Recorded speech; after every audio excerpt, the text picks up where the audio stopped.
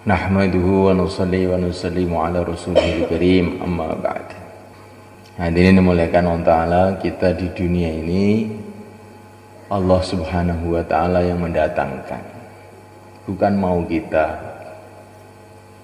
bukan maunya manusia, maunya yang menciptakan manusia. Dan kita di dunia ini tidak lama, cuman sebentar saja. Betul kan? 100 tahun yang akan datang, insya Allah tidak ada seorang pun di antara kita yang masih ada di dunia ini. Semua sudah berangkat semua. Insya Allah 100 tahun yang lalu juga kita ini belum ada di dunia ini. 100 tahun yang akan datang sudah habis, nggak ada yang tinggal di dunia ini. Berarti cepat sekali kita ini di dunia ini, nggak lama. Kenapa tidak lama? Karena memang Allah Subhanahu wa Ta'ala menciptakan manusia bukanlah untuk dunia ini. Allah Subhanahu wa Ta'ala menciptakan manusia adalah untuk kehidupan akhirat yang selama-lamanya. Maka orang baik tidak bisa lama di dunia ini. Orang yang jahat pun tidak bisa lama di dunia ini. Orang sakit tidak bisa lama di dunia ini. Orang sehat pun juga tidak bisa lama di dunia ini. Rakyat tidak bisa lama di dunia ini. Raja-raja pun tidak bisa lama di dunia ini. Kenapa? Karena memang Allah Subhanahu wa Ta'ala ciptakan manusia bukan untuk dunia ini. Siapa yang merasa akan bisa berlama-lama di dunia ini bodoh. Nggak ada yang bisa lama di dunia ini, nggak ada. Zaman sebelum ada dokter, zaman setelah ada dokter sama saja. Umurnya manusia itu ya 60 tahun, 70 tahun. Sekarang juga begitu. Bukan setelah ada dokter terus jadi nggak mati-mati, enggak. Biasa aja, tetap mati juga, dokternya juga mati juga. Betul? Ya. Sebelum ada ilmu kesehatan, sebelum ada makanan sehat, katanya orang sekarang, manusia itu ya 60 tahun, 70 tahun. Sekarang juga 60 tahun, 70 tahun. Maka perlu kita ini berpikir betul-betul untuk apa Allah Subhanahu wa Ta'ala kirim kita ke dunia ini. Allah telah menjelaskan melalui para nabi, para rasul yang terakhir yang mulia Nabi Agung Muhammad sallallahu alaihi wasallam bahwa kita dikirim ke dunia ini untuk diuji. Ujiannya apa? Yaitu agama ini. Kalau lulus dalam mengamalkan agama Allah, maka di dunia barokah, kemudian dapat ridho Allah, dimasukkan dalam surga selama-lamanya. Kalau tidak lulus mengamalkan agama, di dunianya akan susah kehidupannya. Ma'isyatan dongka, kehidupan yang sempit. Bukan rumahnya yang sempit, kehidupannya yang sempit. Walaupun rumahnya luas tapi kehidupannya sempit, nggak pernah tenang, sedih aja. Kayak Fir'aun, rumahnya luas, kerajaannya luas tapi hidupnya sempit, takut aja. Sampai anak-anak kecil disembelih karena takut anak kecil ini menghancurkan kerajaannya. Karena saking takutnya itu. Rumahnya luas, tapi kehidupannya, hatinya sempit. Kalau orang itu tidak amal agama begitu itu.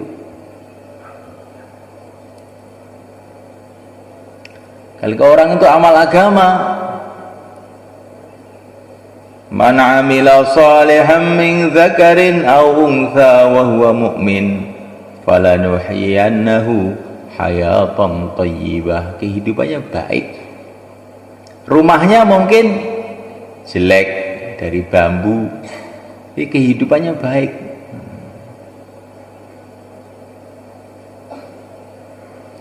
Bajunya jelek, orangnya sehat, dengan bajunya baik, orangnya sakit, enak mana? Enak mana? Nah, betul toh. Walaupun bajunya baik, ya. Sepatunya harga 10 juta, tapi kakinya bosok, ada gunanya nggak? Nggak ada gunanya. Ya. Rumahnya banyak jendela, ventilasi, angin, tapi saluran napasnya ini buntu, ada gunanya? Nggak ada gunanya. Kalau orang itu amalkan agama, kehidupannya jadi baik. Kehidupan baik ya, seperti kehidupan para nabi, para rasul, para wali-wali Allah, itu kehidupan yang baik. Kehidupan yang siang malam mengingati Allah, kehidupan yang siang malam dipenuhi dengan cinta kepada Allah, taat kepada Allah, kehidupan yang dipenuhi dengan tumakninah, ketenangan hati, ketenteraman. Sampai dalam api pun bisa tenang. Itulah Nabi Ibrahim alaihissalam. Walaupun di perut ikan pun dirit. Itulah Nabi Allah Yunus alaihissalam. Di perut ikan tapi kehidupannya baik. La ilaha illa anta subhanak inni kuntu minadh dhalimin.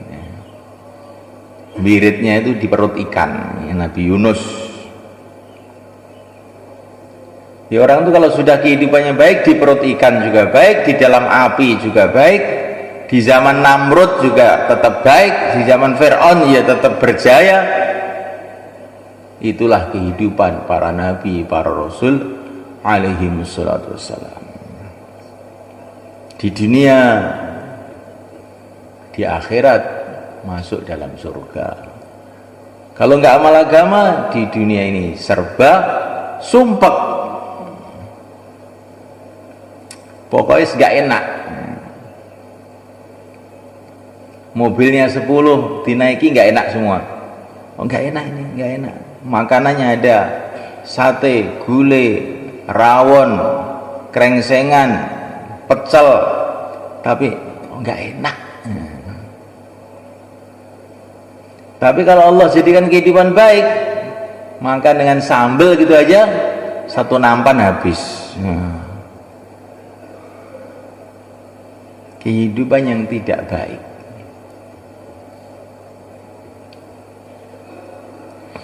Kemudian di akhirat ke neraka.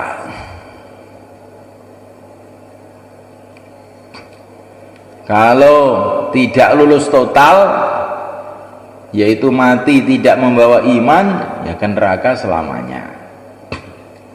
Kalau tidak lulus, tidak total, masih membawa iman, tapi amalnya jelek, masuk neraka sesuai dengan dosanya, kecuali kalau diampuni oleh Allah. Semoga Allah ampuni kita semua. Oleh karena ta'ala,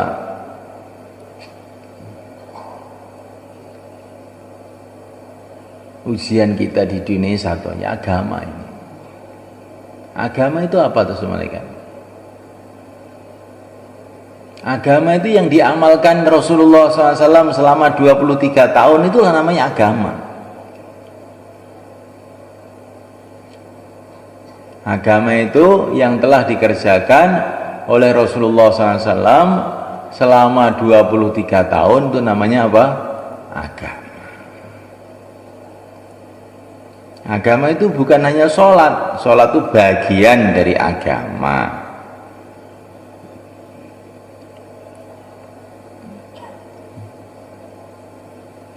Bukan hanya zakat. Zakat itu bagian dari agama.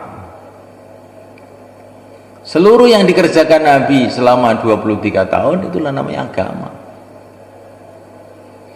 imannya, sholatnya, zakatnya, puasanya, hajinya, akhlaknya, perjuangannya, dakwahnya, jihadnya, semua itu adalah agama. Lah untuk supaya kita ini bisa mengamalkan agama, bekalnya apa? Maka ini Allah ceritakan Nabi Musa dalam Al-Quran ketika beliau mendapatkan tugas untuk menyebarkan agama, untuk menghidupkan agama di Mesir. Bekalnya apa? Bekalnya bukan uang, bekalnya bukan senjata, bekalnya bukan kekuatan fisik, materi. Bekalnya pertama kali adalah keyakinan. Innani anallahu la ilaha illa ana fa'budni wa aqimis salata li dzikri. Ini bekal pertama. Yakin kepada Allah, ada masalah apa-apa hubungan dengan Allah dengan sholat. Insyaallah mana kan? Bekalnya apa? Yakin kepada Allah, hubungan kepada Allah dengan sholat. Udah, ini bekal utama. Tidak perlu hubungan dengan raja-raja. Yang penting itu hubungan dengan yang menciptakan raja-raja. Tidak perlu dunia untuk amal agama ini. Perlu hubungan baik dengan yang menciptakan dunia. Insyaallah. Fir'aun marah gak apa-apa, asalkan yang menciptakan Fir'aun jangan marah. Itu bekalnya agama. Yakin kepada Allah, hubungan kepada Allah dengan sholat. Itulah diantara makna innani anallahu la ilaha illa ana fa'budni wa aqimis salata li dzikri. Tapi sholat itu untuk apa tuh? Sholat itu apa? Li dzikri. Sholat itu supaya ingat kepada Allah. Tadi kamu sholat itu ingatnya kepada Allah berapa? Ya itulah sholat kamu.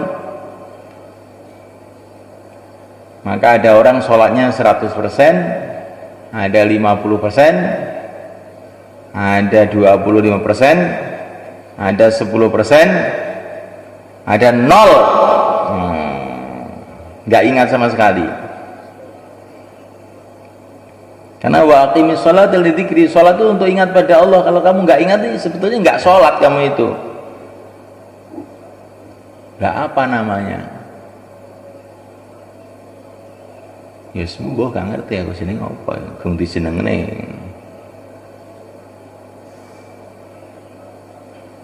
Tandanya sholat kita makbul apa? Tandanya sholat makbul. Tandanya habis sholat itu merasa gembira. Kalau habis sholat ngantuk, itu tandanya sholatnya apa? Tandanya sholatnya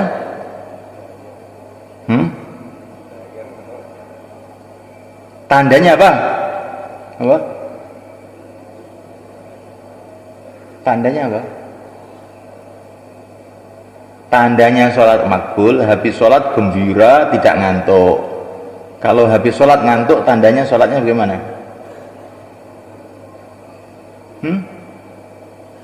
Tandanya sholatnya?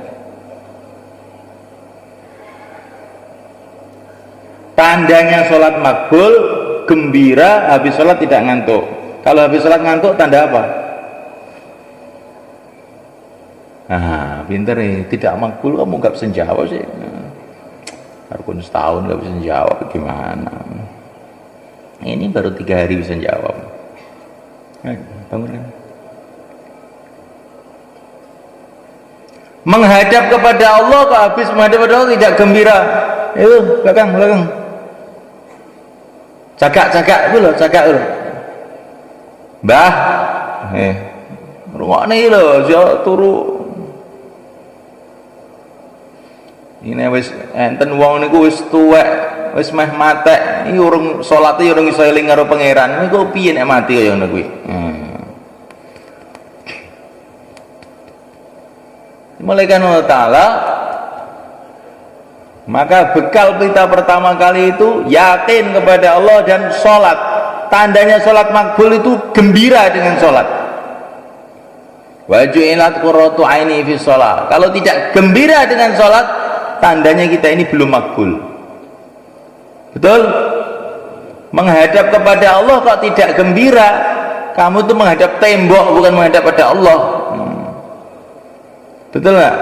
Nah, ini betul, ini dirasakan betul ini. Kita ini sudah 60 tahun sholat sebetulnya, tapi belum merasakan gembira dengan sholat. Sebetulnya kita ini belum bisa sholat, belum boleh sholat katanya orang Malaysia, belum boleh. Loh, saya ini hafid Quran, iya hafid Quran ini belum boleh sholat. Nah, nyatanya sholat belum gembira. Kalau sudah boleh sholat, sudah bisa sholat, sholat itu gembira, senang. Kamu gembira gak tadi sholat? Belum bisa sholat, belum bisa. Termasuk saya ini belum bisa. Tapi kalaupun belum bisa, kita usaha, kita belajar. Kalau kita mati dalam belajar, dikumpulkan oleh Allah bersama orang yang bisa, insyaallah. Barang siapa ngapalkan Quran mati belum hafal Quran, nanti di akhirat dikumpulkan orang yang hafal Quran. Oh nulis ya, tak kira turu. Ya. Terus Nabiullah Musa ngajari kepada kita adab. Ngajari adab kepada Allah itu bagaimana? Allah berfirman kepada Nabi Musa, "Wa ma tilka biyaminika ya Musa." Hai Musa, yang di tangan kananmu itu apa? Ini penting ini. Ini banyak orang urusan ini tidak adab. Ini pelajaran adab malah tidak adab. Hei Musa, yang kamu pegang di tangan kananmu itu apa? Qala hiya 'asai atawakkau 'alaiha wa hushu biha 'ala ghanami wa liya fiha ma'aribu ukhra. Ya Allah, ini tongkatku yang aku gunakan untuk bersandar dalam perjalanan, untuk cari daun-daun buat kambingku, dan macam-macam keperluan. Padahal ini tanyanya itu kan cuma satu toh, jawabnya panjang. Tanyanya itu cuma, yang kamu pegang itu apa? Jawabnya kan mestinya satu, tongkat, cukup toh. Tapi oleh Nabi Musa itu jawabnya panjang. Jawabnya panjang. Ini tongkatku yang aku gunakan untuk bersandaran dalam jalan, untuk cari daun-daun buat kambingku dan macam-macam keperluan. Ini pelajaran dari Nabi Musa. Kalau kita ini bicara dengan Allah itu kita panjangkan. Insyaallah. Kalau doa itu yang panjang itu maksudnya. Saking senengnya Nabi Musa kepada Allah, bicara tuh panjang, nggak ditanya pun ngomong aja ya Nabi Musa. Maka ada satu ulama itu mimpi jumpa Nabi Isa, dan di situ juga ada yang mulia Nabi Agung Muhammad SAW di satu majelis. Di situ ada Nabi Isa. Di situ ada Rasulullah SAW, dan di situ itu ada Imam Ghazali. Maka Rasulullah itu bertanya pada Nabi Isa, "Hai Isa, umatmu ada yang kayak ini? Kayak Ghazali itu ada nggak?" Dilihat oleh Nabi Isa, kelihatannya nggak ada ya Rasul, umat saya kayak begini ini. Maka Nabi Isa itu tanya, siapa nama kamu? Muhammad ibnu Muhammad Al-Ghazali At-Tusi. Ditanya kok jawabnya panjang sekali. Gua Muhammad gitu aja dok. Ditanya, saya itu Muhammad, anaknya Muhammad, cucunya Muhammad. Rumah saya dari Persia, dari Tus. Pokoknya panjang lah ceritanya itu. Nabi Isa itu negur, kamu ini loh ditanya siapa namanya dijawab satu itu kok jawabnya panjang sekali. Lah saya ini kan tiru Nabi Musa, ditanya satu jawabnya panjang. Maka Nabi Isa itu heran, memang nggak ada umat saya kayak kamu itu. Ini umatnya Rasulullah, Nabi akhir zaman, ini nggak ada umat saya kayak kamu itu. Pintar betul kamu itu. Insyaallah. Maka Nabi Musa itu ceritanya kalau mau sholat jauhlah dulu, datang ke rumah-rumah, tanya kepada setiap orang, kamu minta didoakan apa? Saya mau sholat ini, kamu minta didoakan apa? Mbah, sampai njaluk didongakne nopo? Ditekoni Nabi Musa, kamu mau didoakan apa? Kamu mau didoakan apa? Maka para sahabatnya Nabi Musa itu heran, kenapa engkau ini mau sholat kok tanya setiap orang mau didoakan? Biar nanti doa saya panjang gitu. Saya seneng kalau doa saya panjang sehingga menghadapnya kepada Allah itu lama gitu. Itu Nabi Musa sayang senengnya kepada Allah itu gitu. Insyaallah kan. Kemudian Allah berfirman kepada Nabi Musa, Musa, buang tongkat kamu itu. فَإِذَا هِيَ حَيَّةٌ تَسْعَى. Tahu-tahu tongkat itu berubah jadi ular yang gede banget. Maka Nabi Musa lari melihat ular itu. Kenapa kok lari? Karena Nabi Musa itu dalam keadaan menghadap kepada Allah, maka beliau ini menampakkan kelemahannya, menampakkan kedhaifannya. Begitu, orang itu kalau di depan Allah tampakkan kelemahannya. Kayak Nabiullah Ayub, Rabbi inni massani yadur, ya Allah saya sakit ya Allah. Kalau di depan Allah adabnya itu ditampakkan lemahnya. Nabi Nuh, ini maghlubun fantasir, ya Allah saya sudah kalah ya Allah. Ya, orang itu kalau menghadap pada Allah tampakkan apa? Lemahnya. Tapi kalau di hadapan manusia tampakkan kuatnya. Fir'aun di belakang, depannya lautan, teman-temannya sudah pada ketakutan semua, tapi Nabi Musa nampakkan kuatnya. Kala inna ma'ya rabbi sayahdin, gak usah takut, Tuhanku bersamaku. Jadi kalau di depan manusia tampakkan kuatnya, tapi kalau menghadap pada Allah tampakkan apa? Lemahnya. Maka kita sujud, kepalanya taruh di bawah. Karena di depan Allah, dengan Allah tampakkan lemahnya, di depan manusia tampakkan kuatnya. Nabi Ibrahim lemparkan dalam api, di hadapan Namrud, hasbunallah, cukup Allah. Sarawati aku. Jadi kalau di depan Allah tampakkan lemahnya. Itu adabnya, jangan di depan Allah tampakkan kuatnya. Saya nggak mau sujud, saya kuat. Dipentung kamu nanti. Itu namanya nggak punya adab.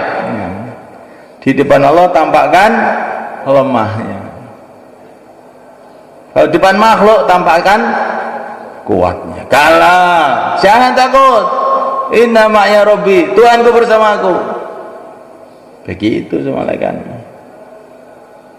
Jadi kalau sudah di depan Allah, Allahumma inni ashku du'afa quwwati. Nabi di Taif. Ya Allah, aku mengeluh kepada Engkau, habis kekuatanku, habis usahaku, hina aku ya Allah di depan manusia. Nah, kalau di depan Allah merengek-rengek, kalau di depan makhluk tampakkan kuatnya. Kamu di depan makhluk atau di depan Allah sekarang? Kalau doa itu di depan Allah ya, semua hakikatnya di depan Allah, tapi kalau sikap kita ini sikap doa, nangis. Nah, sekarang ini ngaji ini di depan makhluk, jangan ditampakkan lemahnya, tampakkan kuatnya. Insyaallah. Rahimallahu imra'an ara min nafsihi quwwah, kata Nabi kepada para sahabat waktu di Mekah. Semoga Allah merahmati orang yang menampakkan kuatnya dalam perjuangan. Jangan bayangkan tuh, itu nanti nggak dapat doa Nabi. Insyaallah. Kalau dalam perjuangan perlihatkan kuatnya. Kalau doa lemahnya. Nah, Nabiullah Musa itu waktu itu dalam keadaan tawajuh kepada Allah, maka ditampakkan lemahnya. Ada ular lari supaya disayangi oleh Allah, supaya dikasihani oleh Allah, maka dia lari, terus dipanggil oleh Allah, Musa, jangan takut. Nah, seneng Nabi Musa, ambil itu ular, diambil, tahu-tahu jadi tongkat lagi. Nabi Musa dikasih pelajaran oleh Allah, dengan taat kepada Allah terjadi keajaiban. Tongkat jadi ular, ular jadi tongkat. Yang bahaya jadi manfaat, yang manfaat jadi bahaya. Terserah Allah. Bahaya atau manfaat dari Allah, bukan dari tongkat. Tongkat bisa jadi ular, ular bisa jadi tongkat. Yang penting kita taat kepada Allah, nggak usah melihat tongkat, nggak usah melihat ular, yang penting taat. Nanti kalau kita taat, Allah akan tampakkan keajaiban-keajaiban. Ini bekalnya Nabi Musa berangkat ke Mesir. Seolah-olah Allah memberikan pelajaran kepada Nabi Musa, nanti kamu di Mesir nggak usah takut sama Fir'aun. Fir'aun itu apa dibanding ular yang itu? Gede ularnya itu malaikat. Fir'aun itu kan kecil aja. Fir'aun itu kecil loh malaikat. Sampai sekarang bangkainya juga masih ada di Mesir. Nggak besar betul, nggak kecil. Kalau ular saja kamu pegang dengan perintah Allah jadi tongkat, apalagi Fir'aun, nggak usah takut. Di bekalnya dakwah itu adalah yakin kepada Allah, sholat, taat, insyaallah.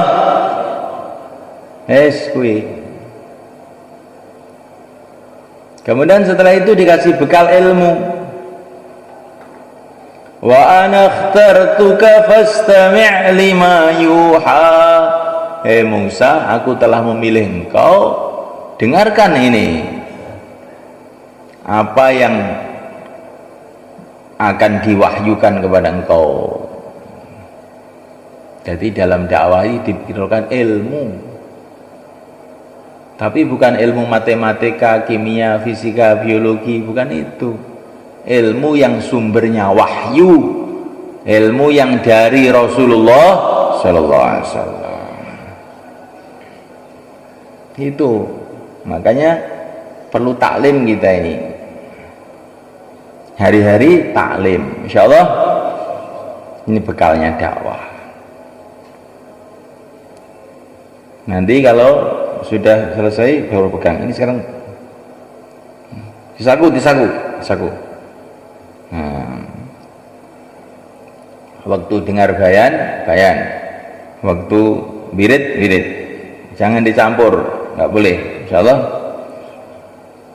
itu sama kamu campur antara sholat dengan zakat, boleh nggak? Sambil sholat sambil bagi uang, boleh? Nggak boleh ya. Zakat itu kan baik Pak, sholat juga baik. Kalau dicampur bagaimana?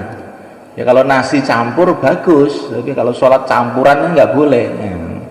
Sholat dicampur wudhu, dicampur kencing, campur, ini namanya bukan sholat. Bayan, jangan dicampur-campur. Pegang tasbih pun nggak boleh, itu bayan, nggak bagus itu. Insyaallah ya. Kalau ngantuk boleh nggak? Nggak boleh juga katanya. Terus Nabi Musa dikasih bekal kelembutan. Faqula lahu qawlan layyina la'allahu yatadakkaru aw yakhsha. Dalam dakwah kamu harus lembut, nggak boleh kasar. Insyaallah. Lah Pak Kiai kok bayan kok kasar, orang ngantuk dimarahi. Ini bukan kasar, ini lembut ini. Kalau kasar itu orang ngantuk ditendang, itu kasar namanya. Kalau ini lembut, insyaallah. Terus dibekali zikir. Wala taniya fi dzikri. Jangan kamu berhenti zikir. Zikir terus menerus, siang dan malam sampai mati. Zikir itu tidak boleh berhenti. Wala taniya fi dzikri. Zikir pagi petang, zikir habis sholat, itu adalah latihan pertamanya. Yang dikehendaki terus menerus zikir. Alladzina yadhkuruna Allaha qiyaman wa qu'udan wa 'ala junubihim. Berdiri, duduk, berbaring, senantiasa ingat kepada Allah. Sampai jual beli pun ingat pada Allah. Rijalun la tulhihim tijaratun wala bai'un an dzikrillah.